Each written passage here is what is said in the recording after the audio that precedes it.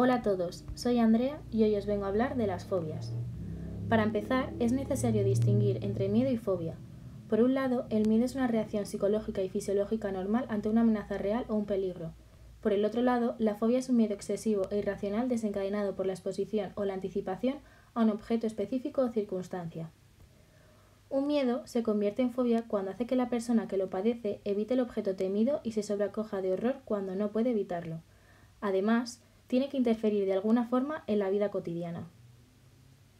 Centrándonos en las fobias específicas, los tipos principales son de tipo animal, como fobia a los insectos, de tipo natural, como a las alturas o a la sangre, y de tipo situacional, como a volar. Para cada fobia hay un término específico, como por ejemplo la ofidiofobia es la fobia a las serpientes, la astrafobia a las tormentas y la claustrofobia a los espacios cerrados.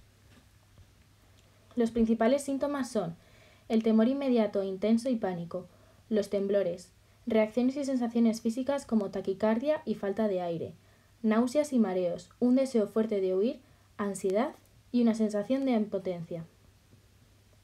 En cuanto a su origen, muchas fobias aparecen como consecuencia de una experiencia negativa o un ataque de pánico.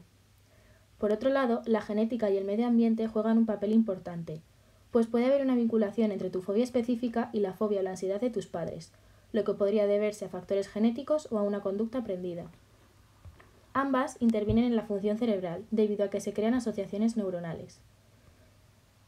Los factores de riesgo principales son la edad, suele aparecer alrededor de los 10 años, el hecho de que tus padres tengan fobia, el temperamento propio, recibir información negativa o sufrir un episodio traumático. ¿Qué sucede en el cerebro cuando hay una fobia? El miedo y la ansiedad tienen un origen biológico, es decir, son respuestas evolutivas cuyo fin es detectar o anticipar un peligro con el objetivo de aumentar la supervivencia. En cuanto a la relación fobia y cerebro, los organismos tienen miedos innatos, o también llamados adaptativos, y poco a poco van aprendiendo cuáles son las situaciones peligrosas y cómo pueden hacer para enfrentarlas. Sin embargo, estos pueden volverse desadaptativos como ocurre con las fobias. El aprendizaje del miedo se explica mediante el condicionamiento pavloviano. Un estímulo neutro que aparentemente no significa nada provoca una respuesta normal, pero si el estímulo neutro se encuentra acompañado de un estímulo aversivo, adquiere el poder de desencadenar por sí mismo miedo en el sujeto. Todo este proceso de adquisición de las fobias tiene unas bases cerebrales. Nuestro cerebro es plástico, es decir, cambia según nuestros hábitos y aprendizajes. Cuando se produce el condicionamiento del miedo, este se acompaña de cambios moleculares y estructurales en ciertas neuronas. La amígdala es un área cerebral asociada al miedo, tanto al adaptativo como al desadaptativo.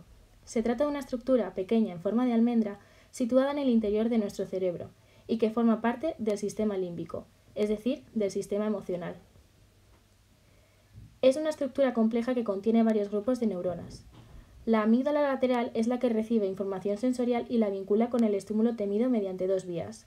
La vía talámica, corta, rápida e imprecisa, y la vía cortical, más compleja, elaborada y consciente. En esta área es donde se producen los principales cambios sinápticos en el aprendizaje de la fobia. El núcleo central de la amígdala se encarga de enviar la información procesada a áreas del tallo cerebral, que controlan la expresión de las respuestas de miedo.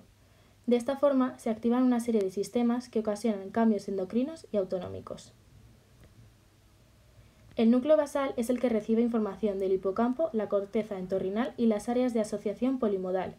Esto ocurre porque esta zona de la amígdala almacena información sobre el contexto ambiental donde la amenaza se produjo. El objetivo del tratamiento es mejorar la calidad de vida. A medida que aprendes a comprender y controlar mejor tus reacciones, pensamientos y sentimientos, la ansiedad y el temor disminuyen. En cuanto a la psicoterapia, hay dos terapias principales. La terapia de exposición es gradual y reiterada. Se centra en cambiar el modo en que reaccionas al objeto o a la situación que te da miedo. La terapia cognitiva-conductual implica la exposición en combinación con otras técnicas. Se aprenden maneras de ver y enfrentar el objeto o la situación temidos de un modo diferente con el fin de dominar tus pensamientos. En ocasiones, los medicamentos pueden complementar a la psicoterapia. Los betabloqueantes bloquean los efectos estimulantes de la adrenalina, como la frecuencia cardíaca y la presión arterial elevadas, o los temblores. Por otro lado, Los sedantes ayudan a la relajación debido a que reducen el nivel de ansiedad. A modo de conclusión, entender qué es lo que causa una fobia en realidad es menos importante que centrarse en cómo tratarla. Muchas gracias por su atención.